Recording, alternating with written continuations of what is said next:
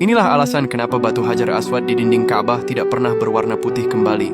Tahukah kalian bahwa bentuk dan warna Hajar Aswad sekarang itu jauh berbeda dengan warna Hajar Aswad di zaman dahulu? Dahulu saat turun dari surga, batu ini memiliki warna yang sangat putih dan cerah.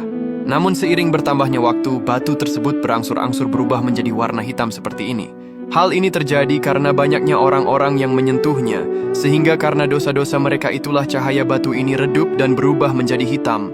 Sementara para pendosa dan pelaku maksiat di muka bumi disebut tidak layak menyaksikan sesuatu yang berasal dari surga. Dalam sebuah hadis, Nabi Muhammad SAW pernah bersabda, Hajar Aswad turun dari surga, padahal batu tersebut begitu putih, bahkan lebih putih daripada susu pada awalnya. Dosa manusialah yang membuat batu tersebut menjadi hitam. Hadis riwayat At-Tirmidzi. Ya Allah, semoga kita semua bisa beribadah ke tanah suci dan bisa mencium batu surga ini. Amin.